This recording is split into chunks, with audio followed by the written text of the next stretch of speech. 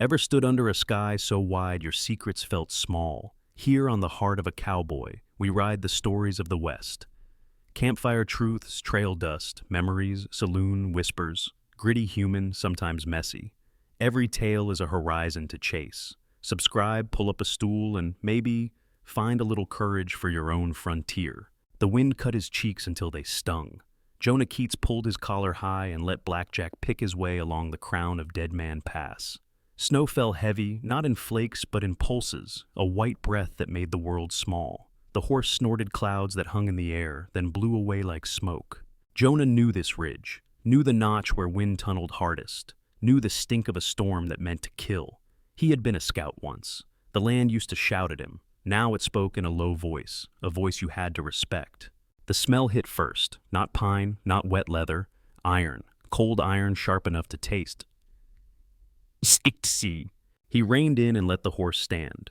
The wind pushed at his hat. He listened. The storm had its own grammar. In it he caught a thin sound, canvas rubbing on wood, something unsettled. He slipped out of the saddle. Snow took him to mid-calf.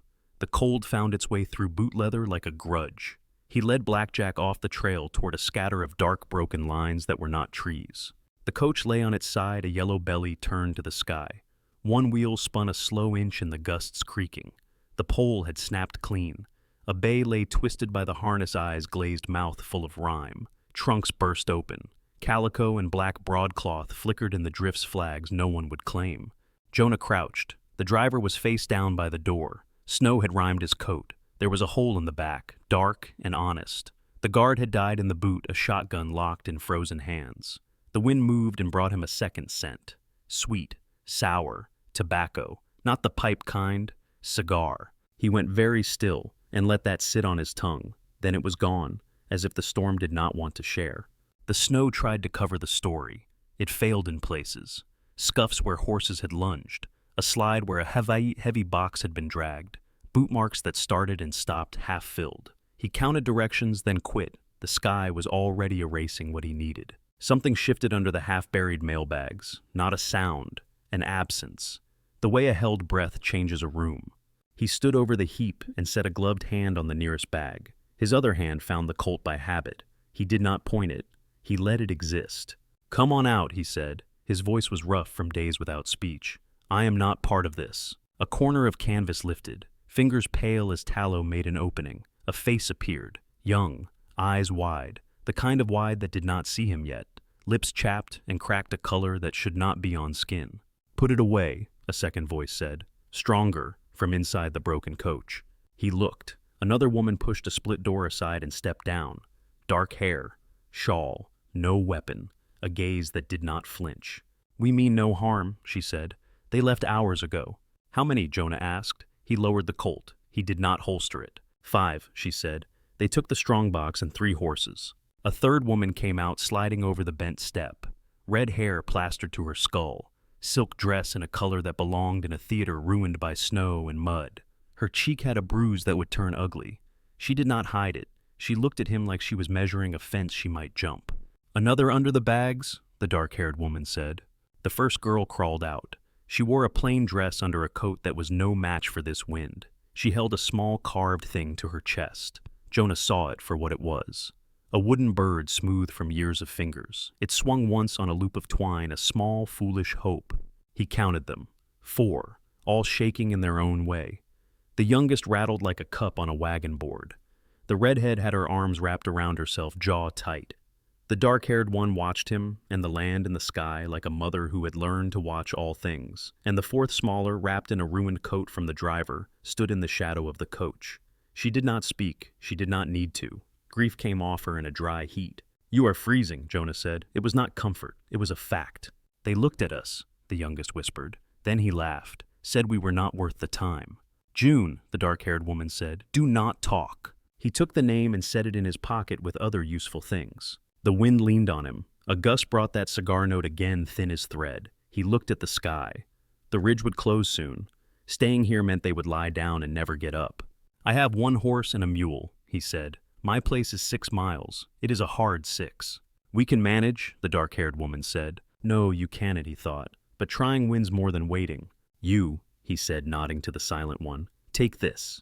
He pulled the oilskin coat off the driver and set it over her shoulders. She held it like it might bite, then pulled it close. He put June and the dark-haired woman on blackjack. He did not ask names for the other two. The redhead and the quiet one took the mule. The animal flattened its ears, but stood for them.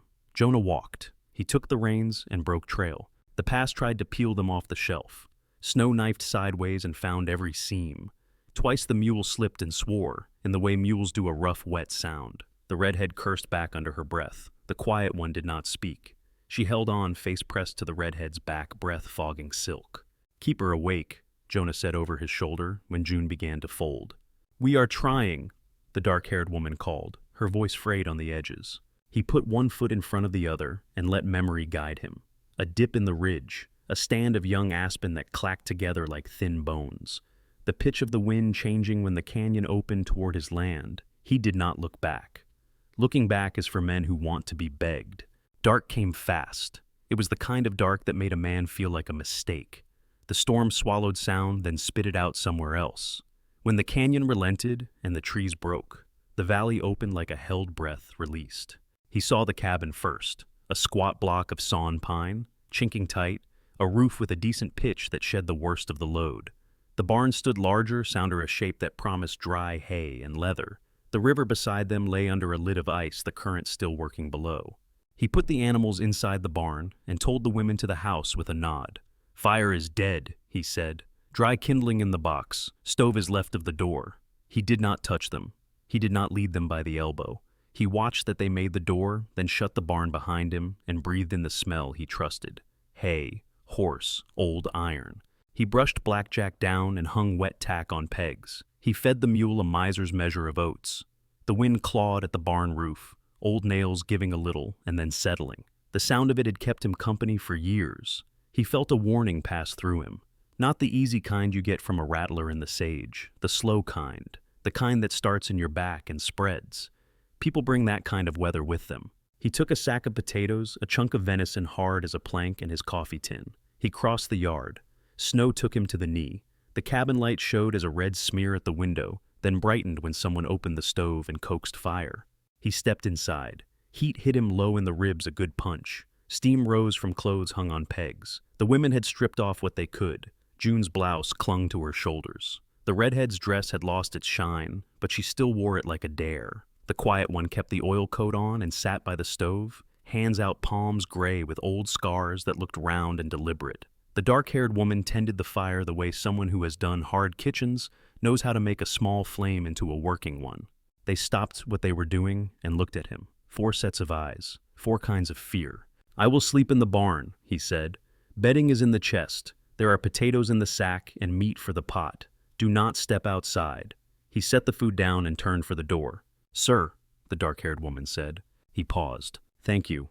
Just be gone when the weather gives," he said. He left them to the heat and the smell of wool and the hiss of wet clothes drying. He barred the door from the outside and crossed the yard back to the barn. The loft hay scratched at his neck through his long shirt. He lay on it and stared into the dark. The colt sat by his right hand because that was where it belonged. He did not sleep. Snow spoke. Wood replied. Somewhere high up on the slope a tree went, and the sound marched down the valley in a slow roll like a thought you did not want but had to follow. When he closed his eyes, he saw the young one's fingers on the wooden bird, the redhead's jaw when she squared to the wind, the dark-haired woman's steady hands, the quiet one's eyes, which had nothing in them, and so told him everything.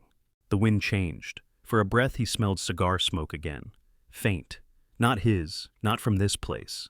He opened his eyes and listened to the barn settle around him, a body shifting on a pallet. He did not move. He let the smell fade the way you let a thing show you how real it wants to be. Snow fell, the cabin held. He stared into the dark until the dark stared back.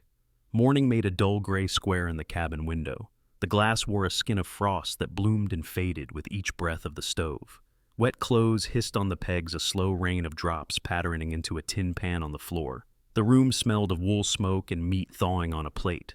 Ruth had the fire alive the way someone who knew hunger could coax heat from almost nothing. She moved without hurry, feeding the small flame and closing the stove with a click that sounded like a promise. June sat on the bunk with her knees together, the little wooden bird in both hands. She turned it by its beak, then by its tail, then held it still like it was listening too. Ruby stood by the door with her arms folded. The silk on her sleeves had lost its shine. Her eyes had not. They went to the colt on the table, then to Jonah as he came in with an armful of split wood. Steam rose off his hat and turned to beads that ran down the brim. He set the wood in the box, tipped his head to Ruth, and stepped back from the heat as if it were something to be respected. The women watched him as if respect was a trick. He brushed snow off his shoulders and spoke like it was the only way the words would come out the right size. "No one goes outside," he said. "Not for anything. If you need water, call me. The well rope is iced." Ruby looked at the door bar. It sat in its iron brackets like a plank from a gallows. She tapped it with a knuckle. The sound was thick and wooden, a sound that liked walls. "And what do you want?" she said. Jonah poured a cup of water from the bucket. He drank. He put the cup back where it had been in the same ring on the table, then answered without heat. "Quiet," he said. She searched his face for a crack and did not find one. The stove ticked as the cast iron settled. The mule in the barn let out a long breath like someone older than pain. Ruth lifted the lid. A thin smell rose meat and potato, and a sweetness from a carrot that had no business being there. She had traded something once to put it in a jar. Now she put it in this morning. "We will make it stretch," Ruth said. Her voice carried Mexico in the vowels. Her hands carried years of work. Jonah put more wood in the box and walked back out.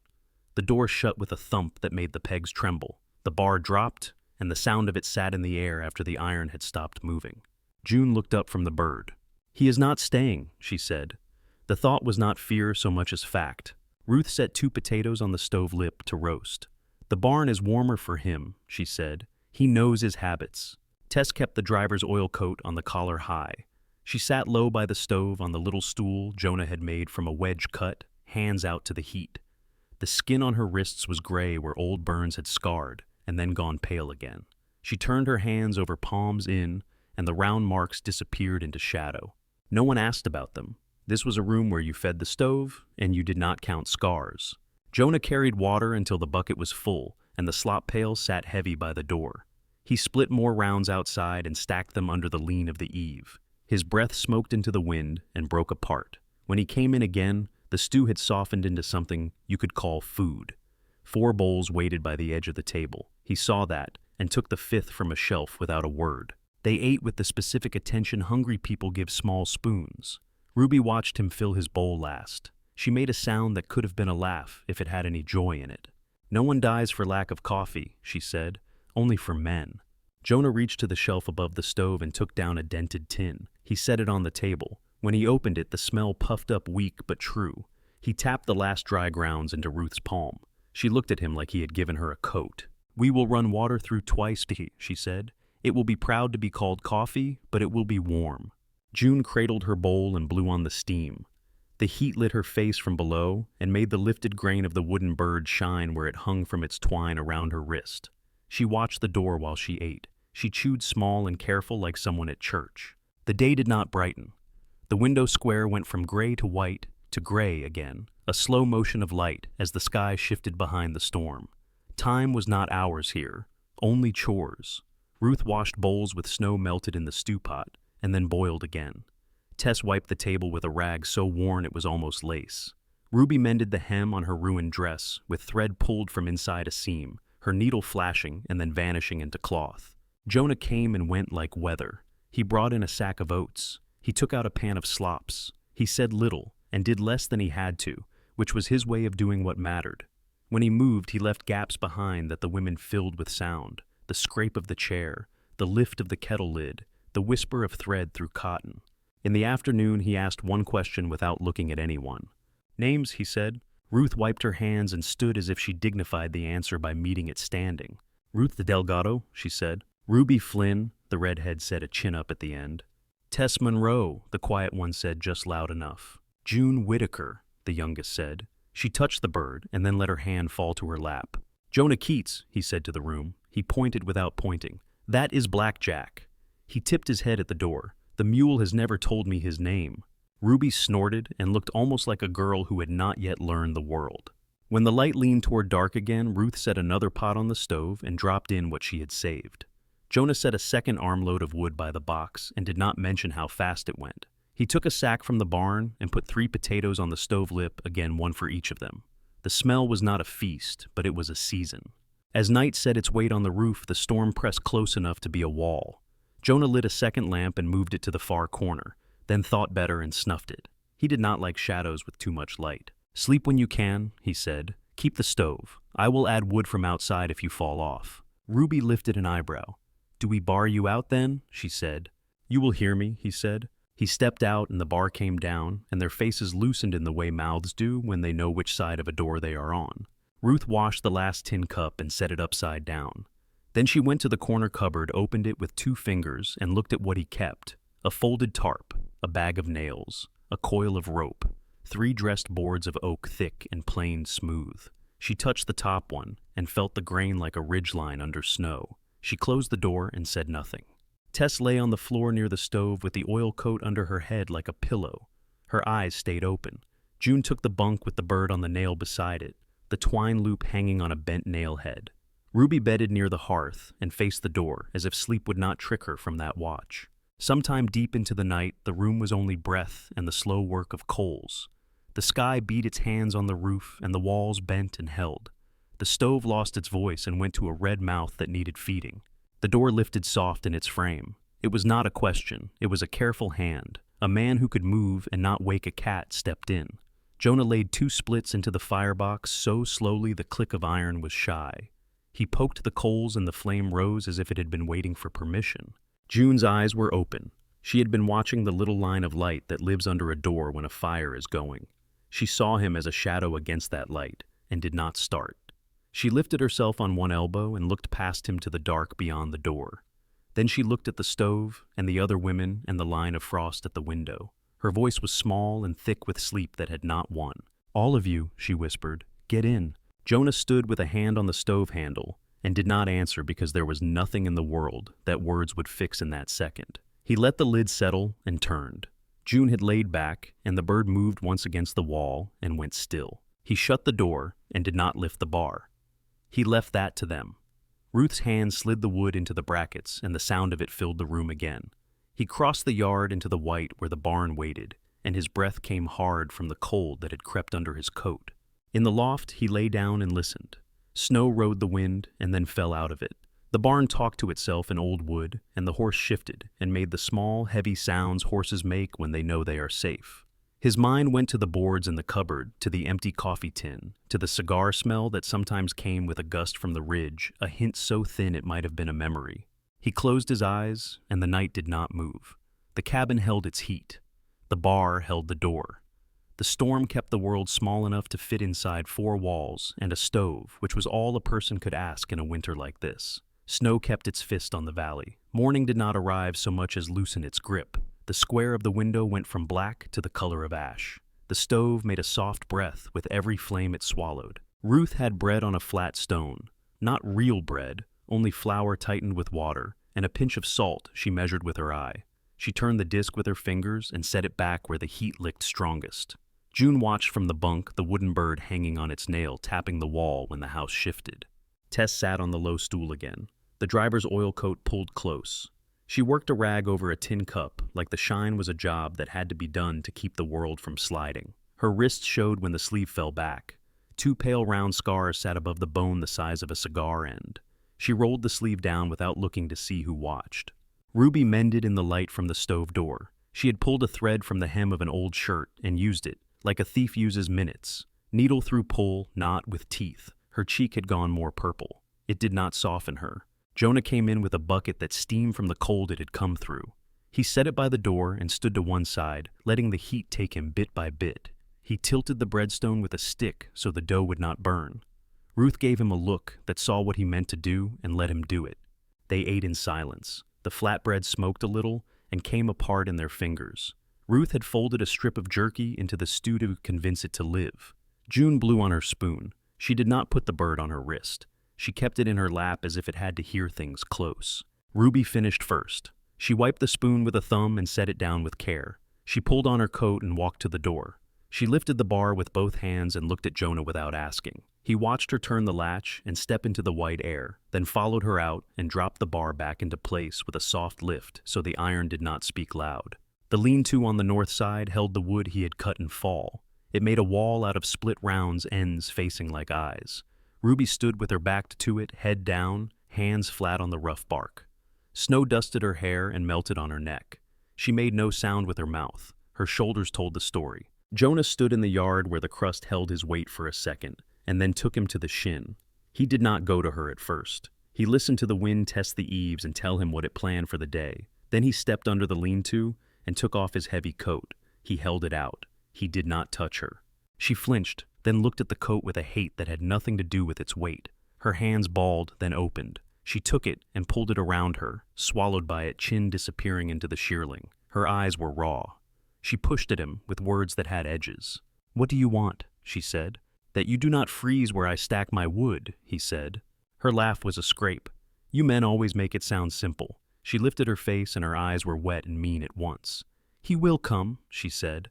"The lawman, Sheriff Bram Kearney, he does not lose what he thinks belongs to him. He sent men to the road. They did not come for the box. They came for me." Jonah did not move. Snow sifted off the slats above and settled on his hat brim. "I took more than money," she said. "Letters, names, promises written down, enough to drown a town. I thought a storm would hide me. Storms end." The wind ran a cold hand under the coat, and she shivered so hard her teeth clicked. She stared at him, like she dared him to be what she thought all men were. "Do it then," she said. "Make it a trade. Comfort for a price. No one inside will stop you. The storm is your friend. I know how this works." Jonah stood with the coat gone from his shoulders and the cold climbing the ladder of his ribs. He reached not for her face, not for her waist. He took one of her hands in both of his. He held it the way you hold a bird you mean to keep alive. "Not here," he said. "Not that." She took a breath like a sob that failed. Her mouth found his. It was a hard kiss, all heat and salt and anger. His hands did not move. His mouth did not open. He was a wall she could test, and no more. She broke from him and looked away fast, as if shame was a light that would blind her. She wiped her mouth with the back of her hand. "I hate you," she said without force. "You are cold," he said. He walked her to the door and knocked once. Ruth lifted the bar and pulled Ruby in and did not ask. Jonah stood with his hand on the latch a second longer than needed, then let the cold close over him and went to the barn. He saddled Blackjack and did not ride. He took down the small hatchet and the butcher knife wrapped in oiled cloth.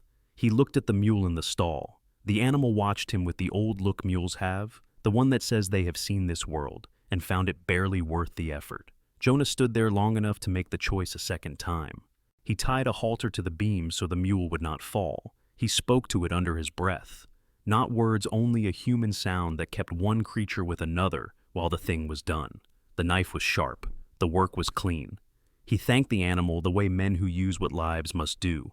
Blood took the heat out of the air. He worked fast. Hide quarters the careful cuts that kept the meat good in the cold. He laid the pieces on a tarp in the snow until his breath showed in steady bursts and his hands were slow. When he came to the door with a shoulder of meat in each hand, Ruth saw and closed her eyes for a count of 2, then opened them and set her jaw. She cleared the table. June turned her face away and then back again because turning away did not stop the work from being needed. They cooked meat that night that was too tough for a feast and too honest to be turned away. Tess ate in small bites, eyes on the steam hands steady. Ruby took a second piece and chewed until her jaw ached and did not complain. After the bowls were stacked, Ruth pulled a chain from her dress and opened the little silver locket that hung from it. Inside were 2 empty ovals where faces would have gone. She rubbed her thumb in one oval and then the other, a motion so steady it looked like prayer. She closed the locket and tucked it back beneath the cloth without looking to see if anyone had seen. The storm tightened. Snow packed in the corners of the window. The door lifted in its frame now and then, like the house was breathing. Jonah checked the latch by habit and checked the stovepipe by the place where it joined the wall. He touched the boards in the cupboard as if they were already part of the room and not just plans leaning in the dark. June lay back on the bunk and stared at the roof, where a knot in the board looked like an eye. Her lips moved. Tess listened and heard the shape of a hymn without the words. Ruth pretended to look at the kettle and made the song hum along her teeth. Ruby sat close to the fire and let the heat turn her face from stone to something almost soft, then back again. As night deepened, Jonah crossed to the door and picked up the bar with 2 fingers. He set it in place and pressed his palm to the wood. He stood there a moment, with his head down as if hearing something the others could not.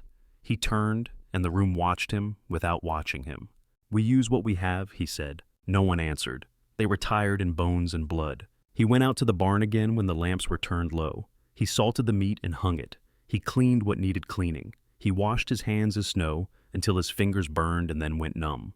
He listened for the sound that had brushed him the night before. Nothing came but the wind, the old talk of wood on wood, and the shift of a horse that knew the man nearby.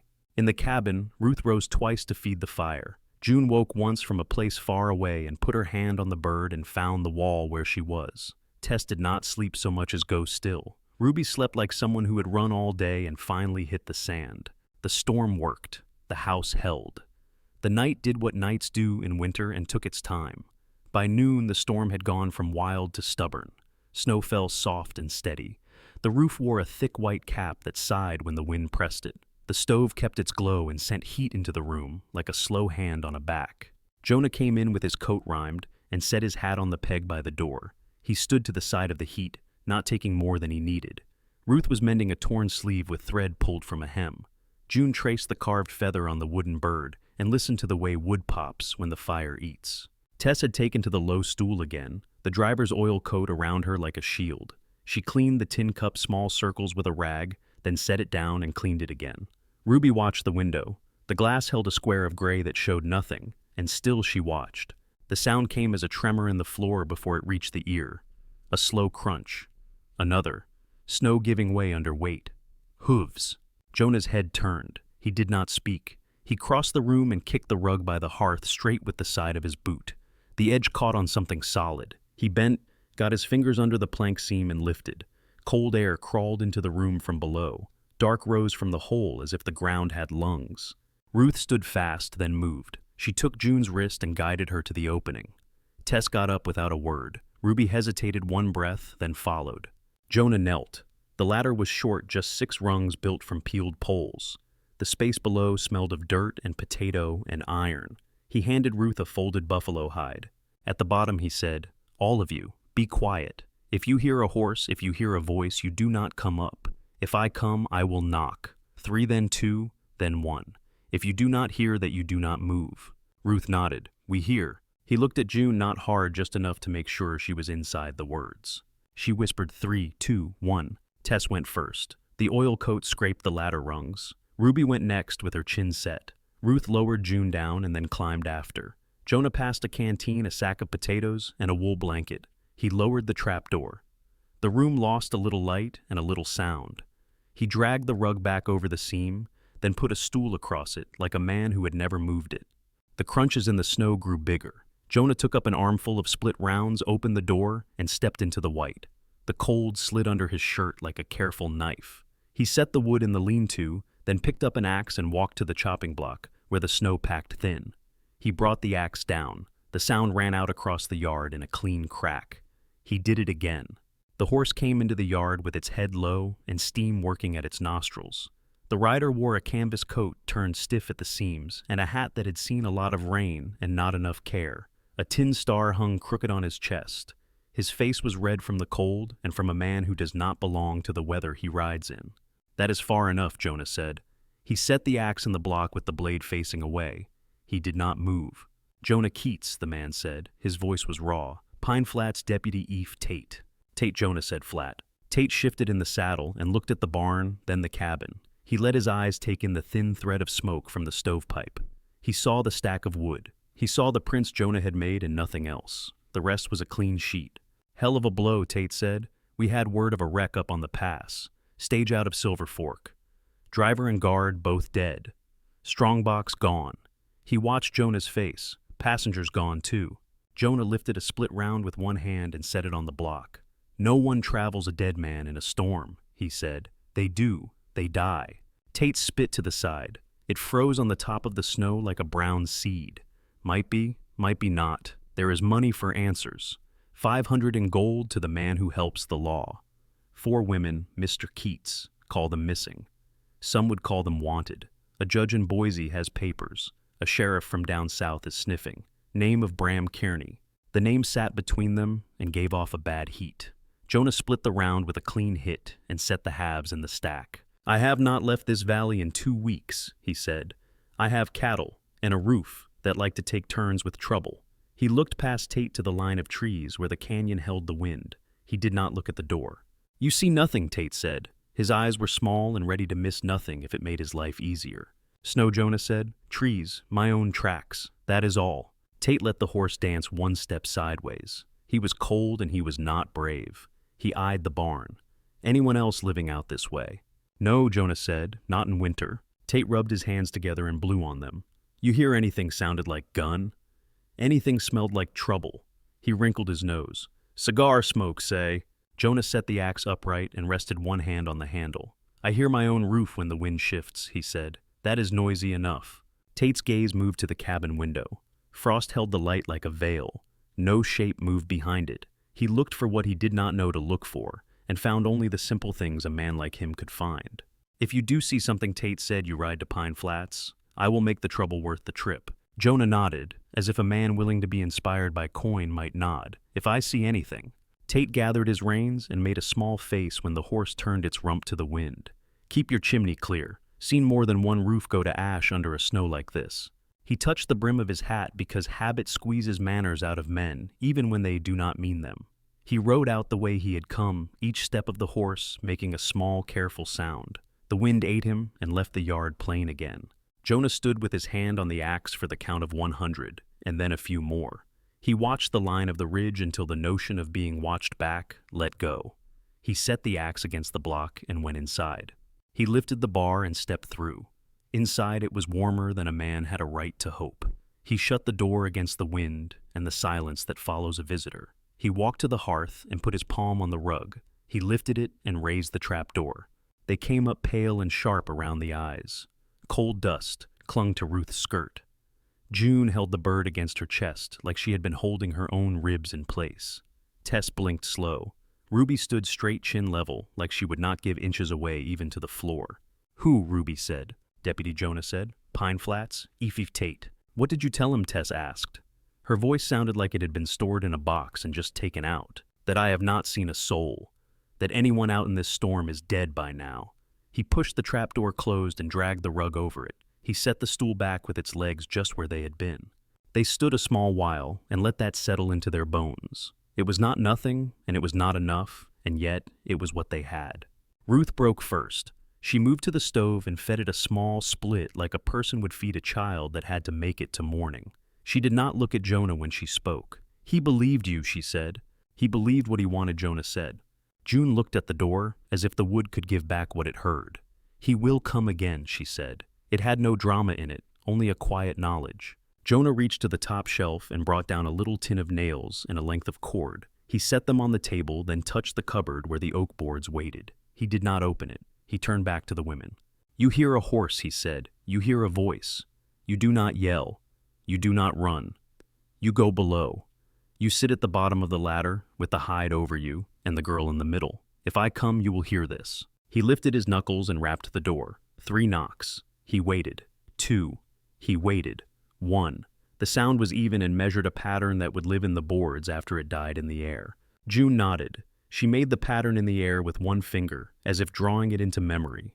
Ruth watched his hands and understood what hands can build and what they must refuse. Tess took the sound and put it somewhere no one could get to. Ruby stepped to the window and breathed on the frost to make a small circle of clear glass.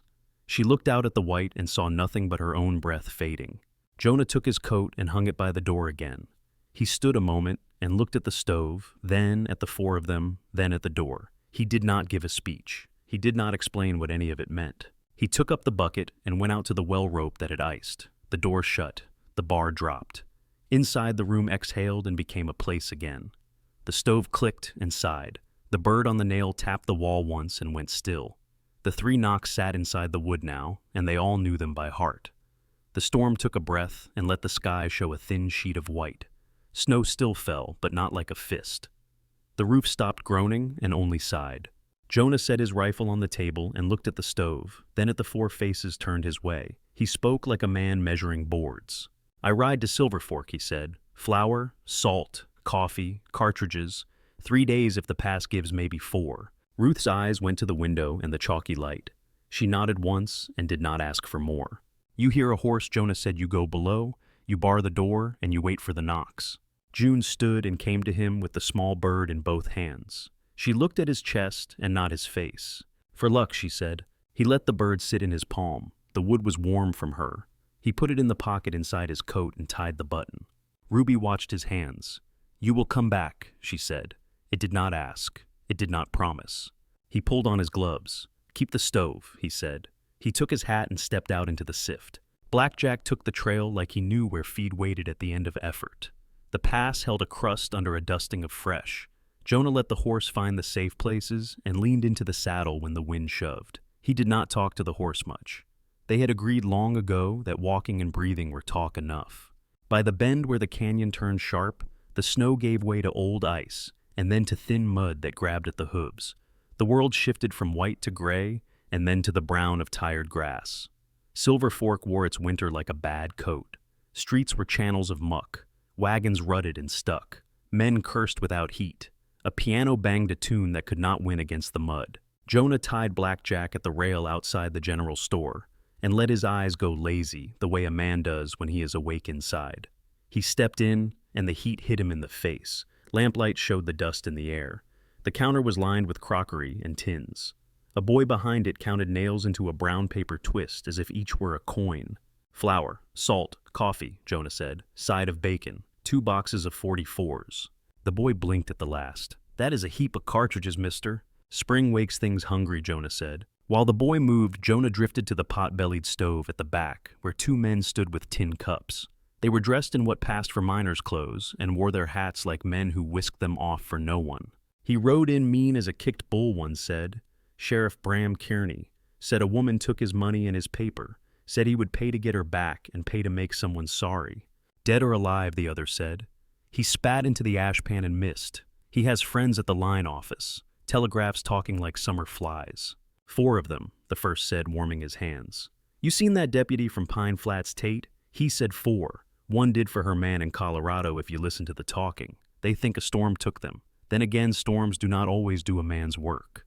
Jonah did not move. The heat from the stove crawled up his shins and reminded him he had skin. The boy called his name. "Mr. Keats." He paid in coin that looked small in the boy's hand and took the sacks to the door. The stableman from across the street leaned on a post and watched the way a man watches a horse he would like to buy.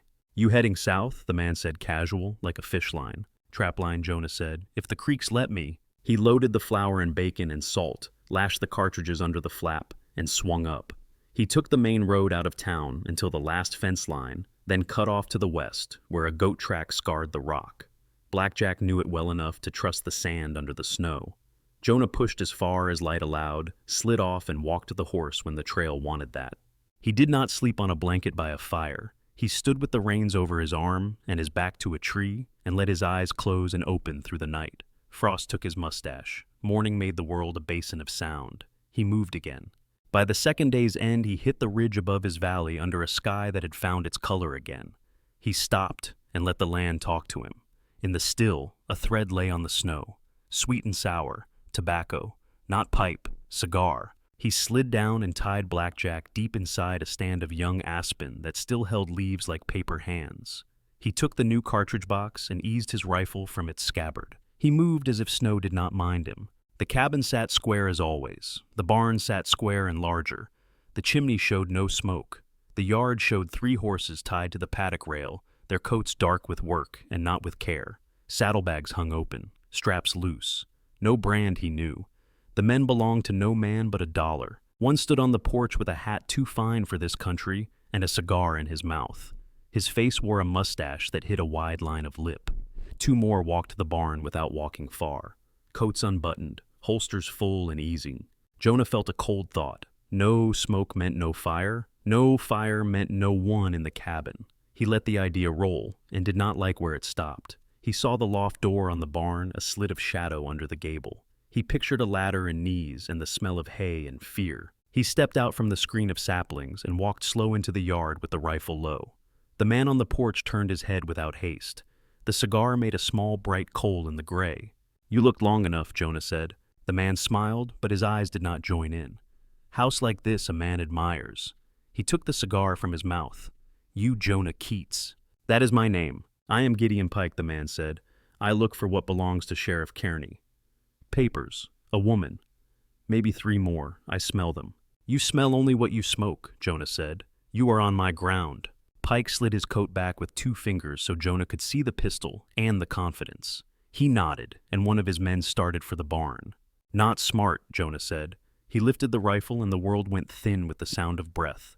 The shot came first from the loft, a crack like a board breaking. Pike jerked sideways with a curse, his cigar bouncing off the porch plank and rolling to a stop. Blood turned his coat a new color at the shoulder. Barn, the second man shouted. He fired up into the dark slit under the gable. Wood splintered and straw lifted and hung in the air. Jonah dropped to one knee by the corner post of the paddock and sent a round at the man who had started for the barn. The bullet tore a strip off the water trough and threw wet wood up like rain. The man dove behind the woodpile. The other hit the ground and rolled to the wheel ruts, came up firing. Inside the barn, the mule screamed once and fell quiet. From the loft, a second shot answered, calm, spaced, the kind of shooting that did not waste. Move, Jonah shouted toward the loft, his voice breaking under the shot. Stay off the opening. Ruth had the door of the cabin cracked only enough to be a line. Jonah saw her hand and then did not see it. He saw June pulled back by that hand. Ruby crouched behind the porch rail, not Jonah's porch, Pike's. She looked small and bright and wrong on it. She held nothing but the urge to throw herself where trouble made a shape. Back, Jonah barked without looking. Pike got to his feet with a grunt and staggered to the rail where his cigar lay. He kicked it into the snow with the heel of his boot and snarled at his men.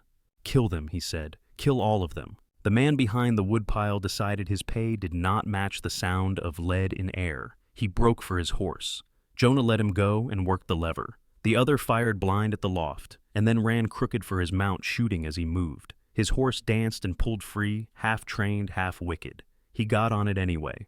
Pike dragged himself into the saddle of a horse that knew him and hated him, but knew that hate was a family matter. He pressed his good arm to his bad and showed teeth at Jonah. This is not finished, he said. Leave it unfinished, Jonah said. They rode for the trees and the white took them in. The yard went quiet except for the way a place sounds after bullets have passed a high, thin tone that haunts for a minute, and then lets go. Jonah stood. He worked the lever and fed a cartridge. He reached the barn ramp as Ruth came out with June held tight. Ruby followed with her head high and her hair wild. Tess stood in the loft door, Jonah's Colt in her hand, the barrel smoking a ghost you could not see until you felt it in your nose. Jonah went up the ramp 2 steps and took the pistol from her. He did not say thank you. He did not say good shooting. He looked at the hole in the loft rail where the second man's bullet had chewed, and then at the red on the floor where straw had turned to paste. What were you thinking, he said. His voice found the low place men use when yelling would waste air. I told you the cellar. I told you the knocks. We watched for you, Ruby said. Her voice shook and held anyway. We saw them. There was no time. You hide, Jonah said. He looked at all of them, and it was not fair, and it did not matter. You brought men and guns to my door. You put blood on this porch. You made me a liar twice and an outlaw once. Ruth flinched. Tess looked down at her own hands where they held nothing. Ruby stared back, jaw hard. June pulled free of Ruth and faced him with her fists at her sides. Her hair stuck to her cheeks with tears and sweat and fear. We did not bring this, she said. We ran from it and it kept coming. We did not ask to be hurt. We did not ask to sleep in the ground like potatoes. We wanted one night to not be afraid. Her voice broke and the sound hung in the cold like a bell. The yard held that silence like it held the new tracks and the spent shell casings. Jonah felt fury buck and stumble in him. It did not leave. It did not win. He turned and walked past them, and past the door, and past the stack of wood. He kept going until the canyon took him, and the white swallowed a dark coat. He did not look back. They stood in the yard with the rifles, and the fear, and the mule's empty stall sounding louder than the wind. Ruth put a hand on June's back. Ruby wiped her face with the heel of her palm.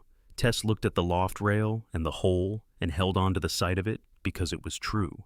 The light failed until the yard was a smear and then a shade. The cabin door stayed shut. When the first clean saw stroke cut the quiet, they all flinched. Jonah stood by the wall with his toolbox open and the oak boards stacked like a promise. He measured the window frame with a length of twine and marked the planks with a carpenter's pencil worn to a nub. He set a board on the sawhorses and pushed the saw through it with a steady arm. The sound was bright and straight. He lifted the cut and held it up to the frame. They know now, he said. They will come back. He set the board down and reached for the next. The women moved without talking. Ruby sorted nails. Ruth held the lantern high. Tess braced a plank with both hands.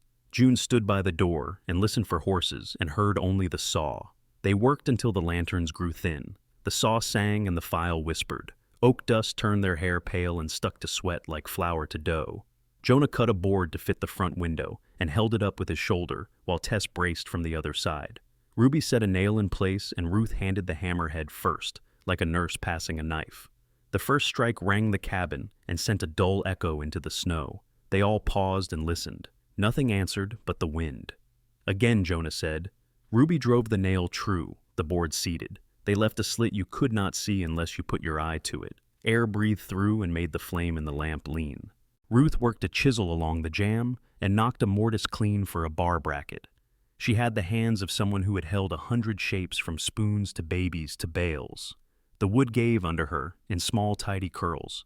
June stood by with the tin of nails and counted softly. She passed them out one by one like they were medicine. They turned the door into a wall and then gave it back its duty. Jonah sunk the iron brackets into studs that had gone dry as bone. The bar itself he shaved and rubbed with tallow so it would slide without a groan. He laid it in and lifted it out and laid it in again until Ruth smiled at the way it moved. Tess took the file to the latch tongue and made it bite smooth.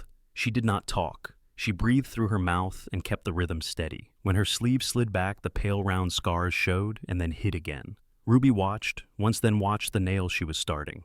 Outside, the snow softened under the rising heat of the house and hissed where it met the sill. Inside, it was warm enough for steam to thread out of their clothes. The stove burned slow and low the way it does when a room is full and the door opens often. They took the second window and then the back. Boards, brackets, slits. The sound of the saw traveled through bone. The lantern flame made dust look like weather inside the room. "Drink," Ruth said. She poured brown water through grounds already used once. The smell was thin and good.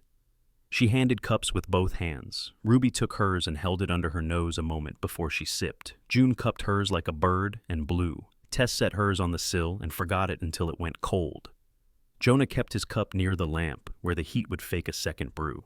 He took a pull, grimaced, and then went back to the hinge he was shimming. He set the oak wedge with the blade of his knife and tapped it home with 2 fingers. Ruth touched the back of his wrist and left her hand there until he looked up. "Eat," she said. She put a strip of salted meat into his free hand and watched him chew, then returned to the brace she was fixing across the back door. She cut the board to length by eye and set it so that it would drop into the brackets in one motion. She tested it twice, then nodded to herself. June left her post by the nail tin and went to the cupboard. She opened it and stood a breath before the dressed boards that had sat there for seasons. She touched the top one with 2 fingers, the way some people touch water to feel if it is holy. She lifted the small wooden bird from Jonah's pocket, where he had set his coat, and hung it from the nail over the door. The twine brushed the wood, and the bird rocked once and went quiet. "Watch for me," she told it, in a voice she might have used at a crib. Ruby caught the motion and looked from the bird to June and then away. She added 2 more nails to the pile near Jonah's knee and counted them under her breath as if to repair the softness. They turned the table on its side and set it as a shield near the far wall. Tess dragged the trunk to the corner, where the corner gave you 2 walls for the price of 1. She worked without ask or answer and carried weight like a farm boy. When the first set of boards were up, Jonah stepped outside and felt the skin of the air with his face. He walked the line of the wall and looked for light around each board. He laid his palm flat where a draft found a seam and pressed until the sound of the room changed. He came back in and put 1 more nail in low and hard. Ruth caught his sleeve as he passed the stove. She handed him a needle with a length of thread already knotted. "Glove," she said. He looked at the tear along the thumb and sat. She stood over him and guided his hands. He stitched like a man used to mending harness, not cloth. His stitches were longer and stronger than neat, and she did not correct them. He tied off and bit the end short. She put the glove back in his palm, and he slid it on and flexed. It fit his hand the way work fits a man who has chosen it. Ruby took the lantern and moved to the loft ladder. "Light," she said. She held it while Tess climbed and checked the hatch and the hinge at the loft door. The last bullet had chewed the rail and left a mouth with teeth. Tess ran her thumb along it and then flattened a splinter with the back of her knife until it would not catch a sleeve. She looked out into the dark slit under the gable, then pulled the door to. It shut now with a thud that promised no play. They rested when the boards were up, and the bar clicked in and out without complaint. Ruth fetched the last of the potatoes and set them on the stove lip where the iron gave its slow blessing. June tucked the bird's twine above the nail so it would not swing and knock them awake. Ruby poured what coffee the tin would surrender and made a soft face at it anyway. Tess sat with her back to the brace and closed her eyes without sleep. Jonah scrubbed his hands in a basin and watched the water go the color of the work. He dried them on a towel that had already given all it could. He stood near the stove and looked at what they had made. The room had changed shape without moving. It sat heavier on its sillstones. It looked like a place meant to take a hit and hold. He put his palm to the new board by the window slit. The wood was warm along the grain and cool at the nail heads. He rested his forehead there for one slow breath, then turned. "I have been alone a long time," he said. The words came like he had hauled them up from a well. "I came out here to forget how to listen to people. I remember anyway." No one spoke. Ruth's face went quiet and kind. Ruby's mouth softened in a way that had nothing to do with pity. June looked at the bird and then at Jonah and did not try to make a prayer. Tess watched the door and held still. Jonah looked at each of them. He did not say more. He picked up the bar and set it, then lifted it and set it again as if to teach his hands the new weight of the door. He moved the lantern to the table and trimmed the wick and made a small, clean flame. They ate hot potato and a little meat and felt their bodies find a place to rest inside their skin. Ruth's shoulder brushed Jonah's when she passed behind him with a pot. He did not move away. Tess handed him the hammer without looking, and he put it on the peg by the door where it belonged. Ruby stood the broom back in the corner, and it stayed. When the fire burned down to a low red, Ruth pulled the quilt from the chest and spread it over the cot. She sat and took Jonah's glove and turned it over once more, as if the stitch he had made needed knowing. June curled on the bunk and put her hand near the bird string without touching it. Ruby stretched near the hearth and faced the window slit and fell hard into the kind of sleep you step into, like a dark room. Tess lay on the floor by the brace with the oil coat over her and the colt under her palm where skin met metal. Jonah went to the door and stood with his ear to the wood. The house had a new voice. The bar held in its brackets. The board spoke in little clicks as the night settled them. He could hear the slow breath of 4 women in a room that had held only his for years. He listened until the sound arranged itself and then laid down his bedroll near the door, not by the stove and not by the window.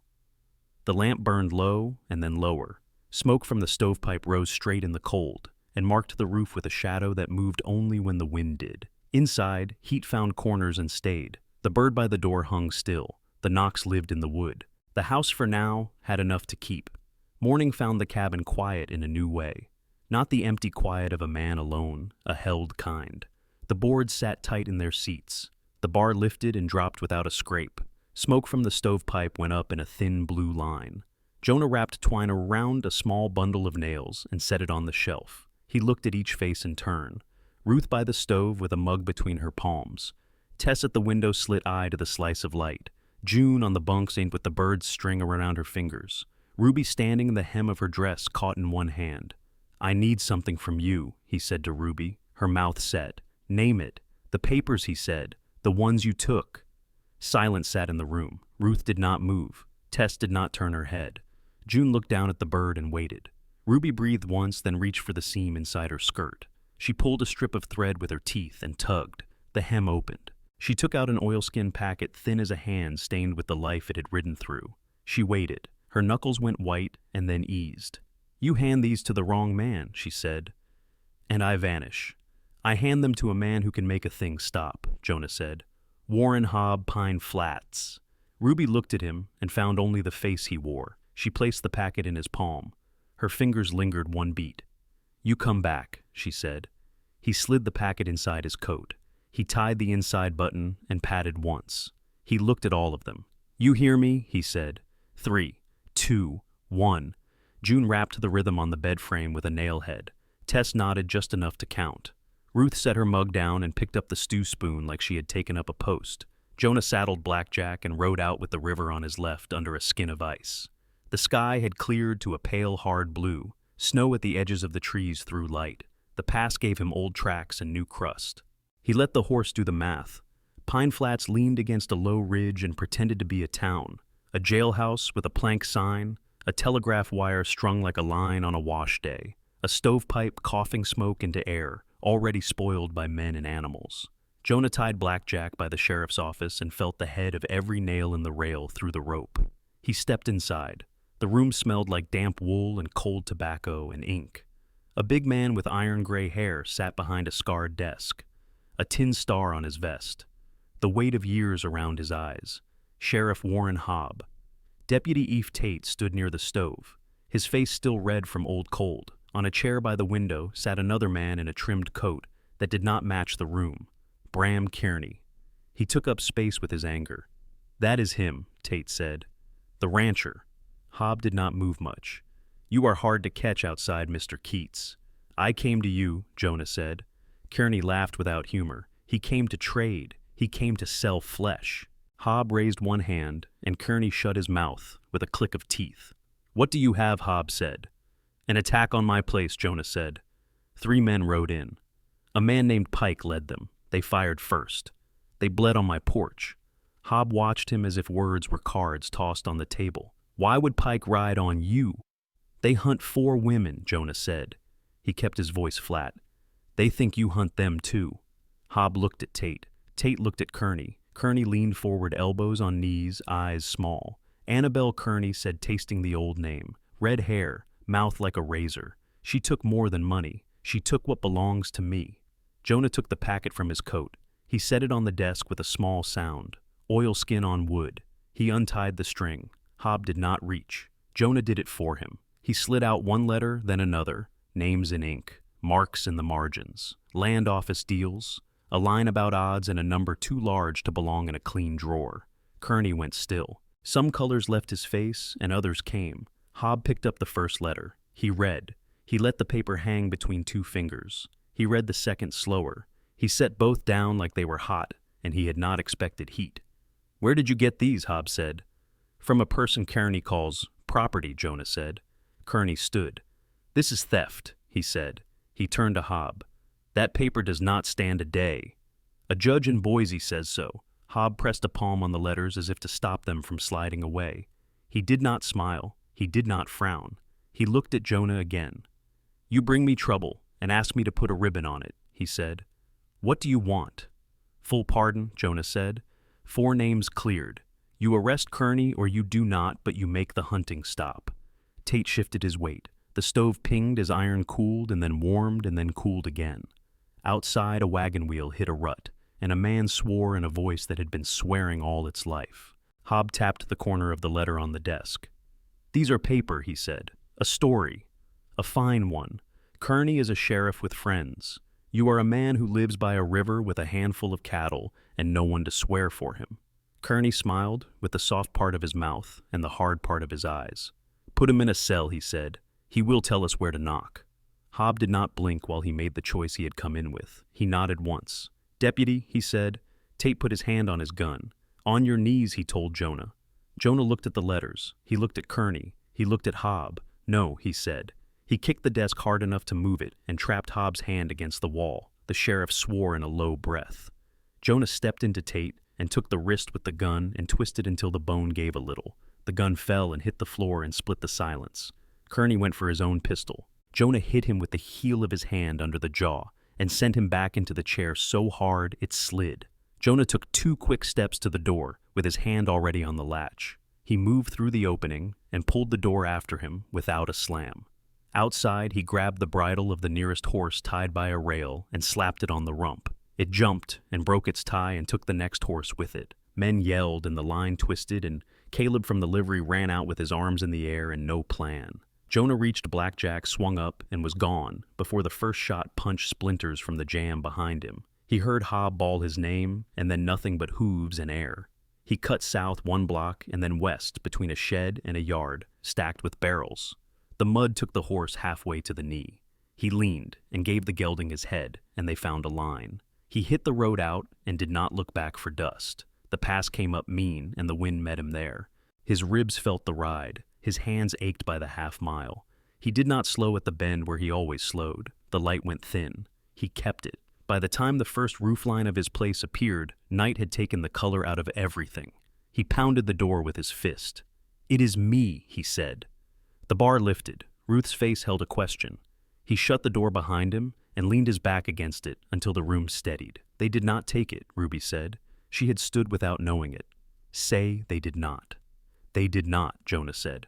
He set the oilskin packet on the table without opening it. He moved his hands slowly around the room as if he could count what he had brought back. Hobbs' name lay in the air like smoke. He did not speak it yet. He looked at the women and saw in them what the town had not seen in him, people who belonged to this choice. They are together, he said. Hobb and Kearney, Tate beside them. They know the story now. They know the smell of this valley. They will come because men like that have to win where someone sees them. Ruth set a pot on the stove and did not bother with water. She needed the weight. Tess moved to the window slit and checked the view. June stood behind Jonah and put her hand on his coat like she could keep him from sliding. Did you hit him? Ruby said. Her voice had a sharp edge that had never left her. I moved him out of my way, Jonah said. She let out a breath she had been holding since he asked for the packet. He put his hand on the bar. He lifted it and set it back down and felt the strength in the wood. He looked at the boards and the slits. He put his palm on the oak and thought about nails and what they hold and what they cannot. They know to come, he said. So we sit, we watch, we keep the stove and the rifles, we use what we have. No one answered. There was nothing to add. Ruth fed the flame. Tess counted cartridges with her thumb. Ruby checked the action on the rifle and worked it until it felt like her hand. June touched the bird and kissed her finger and pressed it to the carved wing. Jonah went to the table and broke the string on the coffee tin and shook it. 2 spoonfuls and dust. He smiled at the poor sound it made, then set it back. He walked the room. Once felt the bar and its brackets, checked the door seam with his knuckles, listened to the wind slide under the eaves. He felt the shape of what was near, not in words, in a thing old as winter. He sat on the floor by the window and set his rifle on his knee. The house breathed. The boards held their tongues. The bird watched the door. The knocks waited inside the wood. Night came down clean. The boards held the heat in and kept the dark out. The fire lay low in the belly of the stove. The lamp was turned until the flame was no bigger than a bean. Jonah stood at the front slit with the rifle rested on oak. Ruth sat with the shotgun across her knees, close to the stove, where the shells sat in a pan. Tess watched the side slit, her face quiet, the Colt heavy in her hand. Ruby moved from table to window to door, checking what could be checked. June knelt by the trunk and fed cartridges into a row, her fingers sure. The first sound was not hooves. It was silence changing shape. Then the horses came. Snow crushed under weight. Tack creaked. Men breathed steam into the cold. A voice stood in the yard and tried to make walls thin. Jonah Keats, Sheriff Warren Hobb. Step out with your hands up. Send the women first. We keep this civilized. Jonah did not answer. He let the voice pass through the boards and die on the far wall. Another voice took over. It carried anger like a badge. Ruby Flynn, you cost me coin and face. Walk out or I take both. Ruby smiled without light. She laid a hand on June's shoulder and then took her place at the side slit. Jonah spoke so only the room heard. Low, do not waste. Ruth back window. Tess left. Ruby right. June load and touch, no barrel. They waited together. Snow ticked against the wall. Leather creaked as men shifted. A match rasped. The rich stink of cigar came under the boards and then rose away. Jonah breathed once and let it out slow. Last ask, Cobb called. Open up. Jonah sighted on the place a man would be if he were the kind to talk. He held. He did not shoot a voice. He shot a shape when shapes moved. The first muzzle flash came from the yard. The oak took the round and spit splinters. The room filled with a bright smell. Powder. Char. Heat like a slap. Now, Jonah said. He squeezed. The man by the porch post lurched back and sat hard in the snow, with his hands on his belly. Ruth's shotgun boomed from the rear. Glass and ice exploded off the shed. A man cursed and fell silent. At the right slit, Ruby fired. The rifle kicked her shoulder and sent a white pain through the bruise on her cheek. The bullet tore a strip from a hat, and the head under it found the ground fast. She worked the lever the way Jonah had showed her. She did not take her eye from the slit. Tess waited. She did not shoot the first movement. She waited for a torch. It came low and bright along the barn.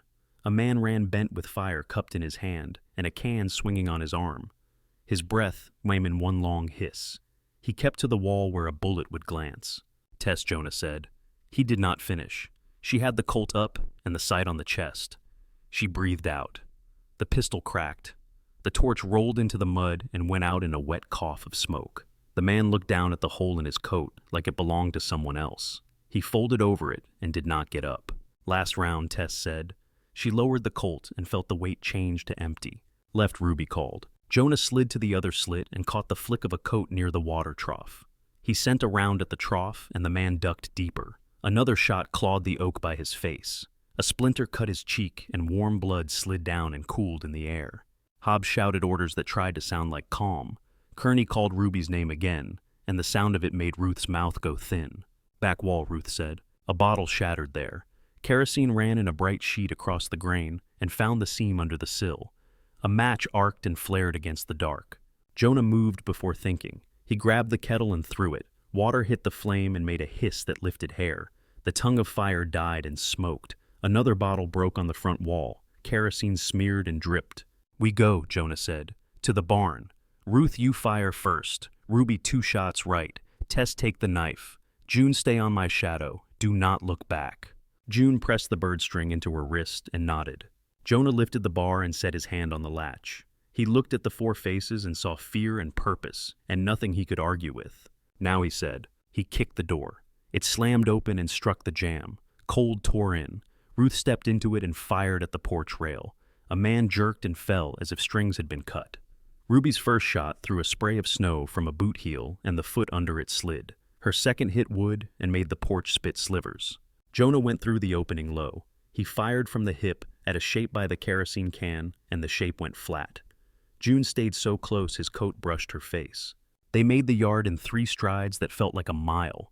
Men shouted. One ran for the side of the cabin with a fresh bottle and a lit stick. Tess came out behind Ruth with the boot knife in her fist. The man's eyes met hers, and he saw her hand.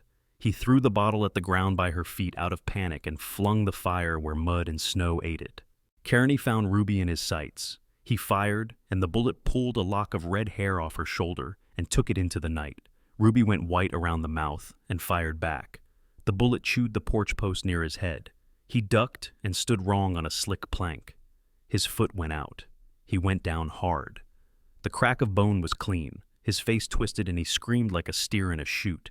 Hobb came from the left with a long knife in his hand and murder in his stride. He hit Jonah square in the ribs and drove him into the wall. Pain lit a string of lights under Jonah's skin. The knife slashed and took cloth and skin in a clean line. Jonah put his head on Hobbs' nose and drove. Bone gave. Hobbs' breath woofed. They went to the mud together. They rolled. Hobb was heavy and strong. Jonah was quick and mean. The knife flashed and nicked rib again. Jonah took Hobbs' wrist and turned it until the hand let go. The knife fell. Hobb hit Jonah in the ear, and the world went white for a blink. Jonah found Hobbs' pistol in the man's belt and ripped it free. "Stop," Jonah said. He put the barrel to Hobbs' temple. "Stop!" The yard slowed. Men who had not yet run stopped running. Tate stood near the fence with blood on his sleeve and fear on his face. He looked at Hobb and back at the line of trees. He eased one step backward and then another. "Drop it," Jonah said. Guns thumped in the snow. Steam rose off animals and men. Kearney lay on the porch and grabbed at his leg and cursed Ruby with a voice that could not hold a threat anymore. The man near the trough crawled to his horse and did not look behind. Pike was face down in the mud by the barn. The torch lay near his hand and smoked like a bad idea gone out. Tess stood above him with the empty Colt and the knife down by her thigh. Her chest rose and fell once and then once again. She looked at Jonah and then passed him to June, as if to make sure the girl was whole. Hobbs' blood ran from his split nose and made a dark fan in the snow. He swallowed hard. He kept very still. "Listen," Jonah said, the barrel steady where it rested. "You will leave this valley. You will take your men and your small sheriff with his broken leg. You will carry the story I give you. 4 women lost in the storm. Bounties paid. Trouble ended. You do not speak our names again on any wire." Hobb tried to smile and spit blood on his own chin. "You think paper does not beat a man," he said through a wet voice. "Paper did nothing for you tonight," Jonah said. Hobb shut his eyes a moment and then opened them. He nodded once. "Get him up," he told Tate. Tate did not move. Now Hobb said the word shaped by the gun against his skin. Tate went to Kearney and hauled him to a sit. The big man groaned and called Ruby another name. She stared at him and said nothing. He could not stand on the bad leg. 2 men got him under the arms and dragged him to a horse. Hobb stood slow with Jonah's hand fisted in the back of his coat and the barrel at his neck. When Hob was in the saddle, a deputy brought him the reins without looking him in the face. "Ride," Jonah said. They went. Not fast, not with pride, just enough to leave. Hooves made a rough line to the trees. The dark took them in pieces until the yard had only them in it. Snow fell again, small and steady. The front wall was black where kerosene had streaked it. The new boards were pitted with splinters. The porch wore a dark smear where blood found wood and cooled. Jonah lowered the pistol. He stood in the cold and felt the cut at his ribs wake up and sting. He looked at the four women. Ruth's hands shook for the first time and then were still. Ruby breathed like she had been holding it for an hour and now could not stop. Tess wiped mud off her knife with the hem of her coat and slid it back where it lived. June stepped to Jonah and put her palm near the cut and did not touch it. The cabin door hung open. Warmth spilled into the night and turned the edge of the world soft. Inside, the stove breathed steady and the bird on the nail did not move. They went in without words. The bar dropped. The room took them back. The fire took a bigger breath. Smoke climbed the stovepipe straight into the clean dark. Morning wore the room like a blanket that had been slept in by too many. The stove ticked in its rest. Smoke went out in a straight gray thread. No one said good work. No one said we are alive. They took water-washed hands that would not stop shaking and began to put the house back into the shape of a place. Jonah scrubbed the blood from the porch with a bucket and a stiff brush. The stain lightened and then stopped. The wood there stayed dark like a bruise that had learned its own name. He ran his fingers over the new oak boards and found splinters and pulled them free. Tess swept brass from the floor and set the shells in a tin. Ruth boiled the rags and threw the water out where Snow would drink it without complaint. Ruby slept with her face toward the wall and woke with her jaw clenched and eyes clear. Jonah salted the cut at his ribs and wrapped it with cloth clean enough to trust. Ruth stood with the bandage in her hands and did not speak. She tied the knot low and flat. He grunted once and she nodded as if an agreement had been signed. The day widened and then thinned. When the light gave up, they slept the way a house sleeps after a fight with one ear awake. The boards claimed their places. The bar settled in its iron. The bird on the nail kept the door company. 2 days later, the first crack ran through the river ice like a line drawn by a man with a steady hand. It made a sound you felt in ribs, then another. The lid on the water broke into thick plates that shoved and turned and ground. Mud came up from under the snow at the edges of the yard. The world traded white for brown inch by inch. Jonah took the mule that was left to the foot of the canyon where stone kept its word. He rigged a travois from saplings and rope and hauled what did not belong to the yard into the mouth of the trees. He did not let the women help. He did not want the work seen. He spoke to the mule like you speak to tools, respectful and plain. He set picks and rolled rocks until his hand skinned and bled, then he set more. Dirt smelled like cold iron and old leaves. When the cairn stood, he set his palm on each without putting a prayer on it. He walked back with the travois empty and his shirt dark with sweat. At Pine Flats, a notice went up on the board outside the office where men pinned cattle sales and church times. It said, "Bounties paid." It said, "4 missing presumed dead." It said nothing about a porch or a woman who did not fire a third shot because there was no third to fire. A rancher who had brought hides to town read it twice and lifted his hat. He had a bag of laundry in his wagon and a shirt that wanted mending. He drove the long road toward the bend in the river where smoke stood straight from a certain pipe. They patched what could be patched. Jonah shaved short oak pegs and tapped them into holes where bullets had teased their way through. The pegs sat pale against old pine small suns set in the wall. Ruby oiled the rifle until the action moved like breath. Tess sanded the gouge on the loft rail until cloth would not snag. June polished the stovepipe, and black came off on her rag and her face, and she smiled a little anyway. Ruth went to the patch of ground behind the cabin and tested it with the heel of her hand. It was reluctant ground full of rock and old roots. She asked nothing gentle of it. She turned it with a spade until steam rose and earth came up dark and wet. Jonah hitched the mule and pulled a small plow through the stubborn places, while Ruth walked behind her boots, sinking and her hair coming loose. When soil lay ready, she knelt and put in beans and corn and potatoes, like she was setting small secrets into a patient. She planted a line of peppers along the log, where the sun would find them first. She came in with dirt in her cuffs and a look in her eye that made the room feel steadier. On a clear day, Jonah took Ruby into Silver Fork with the wagon. The sky had gone a hard blue again, and the road was a ribbon of mud that fought every wheel. Ruby sat with her hands in her lap and her shoulders squared. Men on boardwalks turned their heads. Women looked out through lace curtains and side windows and did not open them wider. Ruby stepped down at the general store and bought wash tubs made of copper and a bag of lye and 3 cakes of soap and a bundle of line. She paid with money that had come a hard way and now went clean. The store boy wrapped each bar like it deserved careful paper. She carried them like a woman carries a baby when the road is slick.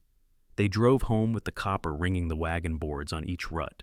She cleared a corner of the barn and made it into a place where water had a purpose. She set a small stove there to heat barrels and hung a line from post to post. The first time steam rolled off a tub into the smell of hay and animal, June clapped her hands and then put them in her pockets as if she had said too much. Ruby scrubbed a shirt with a brush until the collar remembered what it was for. She posted a sign at the crossroads where the track split 2 ways. She cut the board herself. She wrote in plain letters with black paint, "Flynn Laundry and Bath, 10 cents a tub. Honest work." The first rancher came with clothes shaped like the men who had lived in them. He stood by the door with his hat in his hands and looked too big for the room. Ruby took his bundle and wrote his name in a little book with a pencil that had been bitten short. She told him when to come back. He looked like he might argue with a woman and then looked at the floor and said, "Thank you." 2 days later, he came back for a bath. He sat in hot water with his eyes closed and did not talk. He left the 10 cents on the shelf without counting and walked out lighter in the shoulders. Ruth kept the house like a person keeps a patient. Food went on shelves in jars when food allowed it. The stew had meat when it could and thickened with flour when it could not. Coffee became a ritual and not a drink. When a neighbor brought a sack of dried apples and set it down without comment, Ruth gave him a loaf in return. The exchange sat between them like a little fire. June began to draw letters on a board Jonah cut from a plank. She stood on a chair and wrote with chalk that left dust on her fingers. A boy rode in on a bay with a saddle too big for him and watched from the door. He came the next day with a girl and 2 more boys, and then there were 7. June set them on benches and gave them numbers that would not move under their feet. She made a line where neat mattered. She put her hand on a small head when the tears came because the word would not take shape. The bird hung by the door and rocked when the breeze found it. The children began to pat it on the way in, quick for luck. Tess rode with Jonah. Morning found them in the high pasture where the wind tried to pull the hats off their heads. Tess learned the way cows talk with their ears. She saw the place where fence wanted fixing from 100 paces. She set posts and tamped them until the ground gave up. She shot a wolf that had been taking calves and laid it on the back of the mule and did not brag. She and Jonah sat on a ridge and watched the river make its new way and did not say much. The quiet between them was the kind that counts as talk. She built a bell with what the ranch had. An iron rim from a broken wheel hung on a crossbar, a small hammer tied with rawhide. It rang clear and honest. 3 strikes meant come in, 2 meant look, 1 meant hurry your feet. The first time it called children from the pasture where they had gone too far and brought them home before dark. June hugged Tess without asking. After that, the bell was not a warning, so much as a way to keep the day stitched. Silver Fork had its talk. Men at the saloon said Keats was keeping a house full of women and letting the world think what it liked. Some said harem. Some said charity. Some said a man minding his business. No one said it to Jonah's face. They saw him ride in with Tess beside him, and Ruby standing up on the wagon seat, like she meant to get somewhere, and Ruth at the store buying salt the way a captain buys rope. They saw June with a child's hand in each of hers and a slate under her arm. Useful has a way of smothering names before they catch fire. Plants showed green in Ruth's ground. Beans climbed the little sticks Jonah had cut. Corn blades cut the air in tidy ranks. Peppers set small white flowers and then fruit that would turn and bite. She crushed leaves in her palm and held the smell to her nose and closed her eyes one breath. She dried herbs on a string across the window, and the room took on a new layer of life. Jonah's wound closed to a hard line that pulled when he stretched. He learned where it bit him and went around that angle. He kept the rifle clean and oiled. He walked the wall where the pale pegs sat and pressed each one with his thumb as if to say, "Stay." At night, he sat by the door with a cup that would not pass for coffee and listened to the bell sway in light wind and tapped the post twice a joke between iron and air. The bird above the door took the habit of the house. When men came, it rocked. When children laughed, it bumped the wood with a sound like a small answer. When the wind lifted off the river after sundown and came thin and cool, the bird did not move. It had learned what to ignore. on a Sunday that looked like a holiday, because the sky had forgotten how to be Mina ranch wife, brought a basket to the laundry and a story about a preacher setting up a meeting hall in town. Ruby took the basket and kept her smile where it belonged. She told June the news that night without adding sugar to it. June looked at the bird and then at the four faces around the fire and nodded once. They sat under the new quiet that comes when work is honest and danger sleeps with one eye open. Smoke went straight up. The oak boards held. The bell hung ready. The river ran with a sound like a man breathing after a long hold. The house wore its scars with the comfort of a coat broken in by weather and use. Sunday came clear and warm enough to make boards smell like sun. The bell by the yard rang 3 times in a lazy row. Not a warning. A call to wash faces and brush dust from sleeves. Ruth tied a scarf at her hair. Ruby buttoned a clean blouse and set her jaw. Tess checked the latch on the loft and left it right. June lifted the carved bird from its nail and rubbed the beak with her thumb, then hung it back. Jonah swung the wagon team into the traces. The road to town wore ruts that had finally dried at the top. Silver Fork had pulled a meeting hall out of old lumber and hope. The walls were raw pine. Sawdust still lived in the cracks. Benches stood in clean rows. A preacher with a young face and a strong voice placed a Bible on a crate that wanted to be a pulpit. People turned when the 5 of them walked in. Hats stilled. Hands paused halfway to pockets. Jonah touched the brim of his hat without looking left or right. He led them to the back bench. Ruth sat with her hands folded and her feet set flat. Tess took the end of the row where she could see the door and the open window together. Ruby set her ledger book under the bench and sat tall. June sat between Ruth and Jonah and kept her chin level.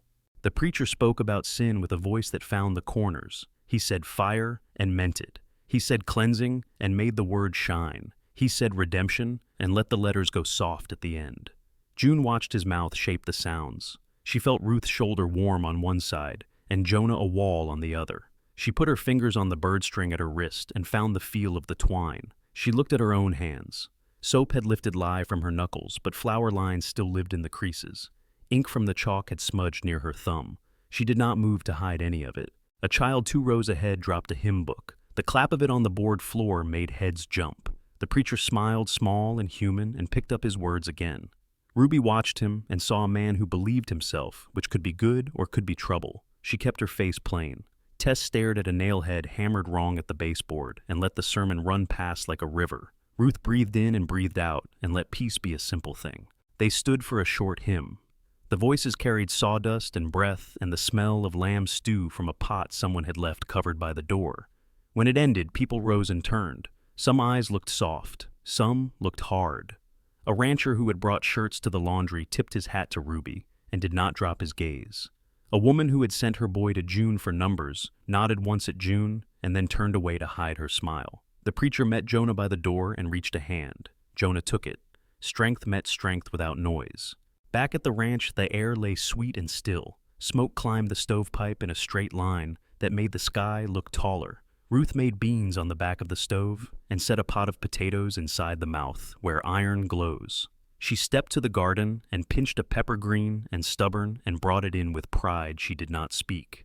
Tess checked the fence at the pasture gate and walked the line of oak pegs in the cabin wall with her palm. Each one sat snug. She pressed them like counting blessings she did not name. Ruby boiled water in the copper tub and tested heat with the back of her wrist. The steam carried soap smell and hay and a clean bite of lye. Jonah went to the barn and came back with a small wrapped parcel that did not belong to tools. He set it on the table without a word. June wiped her hands and looked at the string with wide eyes she did not try to hide. She unknotted it and folded the paper back. The harmonica lay inside nickel-dull reed plates scratched from someone else's pocket once. She lifted it in both hands like a found bird.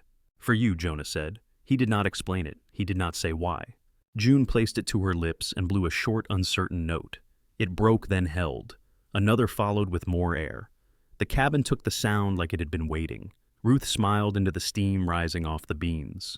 Ruby leaned on the table with her chin on her fists and let the corners of her mouth flicker.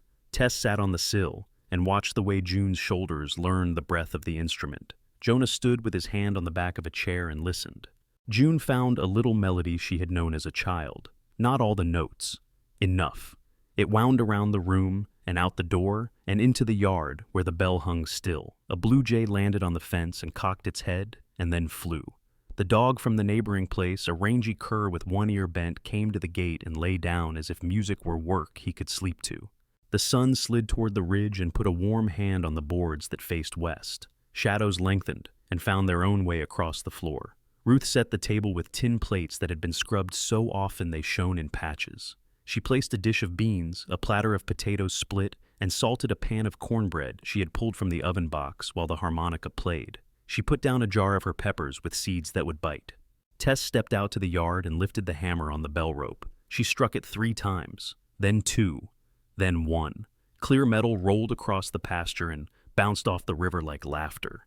Children from the neighbor's place who had come by to leave a thank you note for June jumped the fence and ran for the porch. The little ones slapped the bird on the way in for luck, like it had become a door rule. They ate with voices low, at first then louder when cornbread went around. June put a pepper on Jonah's plate. He tried it and hid the pain and then failed to hide it, and everyone laughed. Ruth poured water into mugs and slid a piece of potato onto Tess's plate before Tess thought to reach for one. Ruby took a second helping and kept her plate angled with a small guard, a habit she forgot 2 breaths later. After supper, they carried blankets to the porch. The boards held the day's heat and gave some back. The sky opened like a deep well. Stars came on one by one until you could hear the silence between them. Jonah pointed with 2 fingers at a shape he knew from nights spent alone in other places. The Big Dip, the archer, the hen. June leaned her shoulder to his arm and followed each line. Ruth lay back with her hands crossed and let the wind lift a corner of her scarf. Ruby told a story about a man who had once tried to pay for laundry with fool's gold he painted with stove polish. She did the voice of him badly, and they laughed anyway. Tess did not speak, but she let her temple rest against Jonah's shoulder and closed her eyes to listen. June's harmonica sounded again, softer now, a lullaby. The first bars came halting, then steadier, then easy. The tune slid over the porch and into the yard, and under the oak boards, and up the stovepipe, and into the straight line of smoke that still rose into a night without wind. When the air cooled enough to make breath show again, they carried quilts inside. Ruth banked the stove. Tess checked the latch once more and touched the bar. Ruby set her little ledger on the shelf with the nails and the string. June hung the harmonica on a nail by the door under the bird, so the two hung in company. The bird rocked and tapped the wood once, a small answer. They stood in the narrow space by the door, where a family always gets in each other's way before bed. Jonah looked at each face in turn and saw things that did not need language. He set his hand flat on the oak board by the window slit. Warm grain under skin, pale pegs bright as stars set in old pine. He lifted his knuckles and knocked the pattern into the wood one more time. 3, 2, 1. The sound lived in the boards and lived in them. They lay down where each belonged. The house breathed. The river worked at its banks. The bell did not ring. The smoke lifted straight. The bird on the nail kept its small watch by the door. Thank you so much for listening to today's story. If this story resonated with you or made you reflect, I'd love to hear your thoughts, so feel free to share them in the comments below. And don't forget to like, subscribe, and hit the notification bell so you won't miss the next story.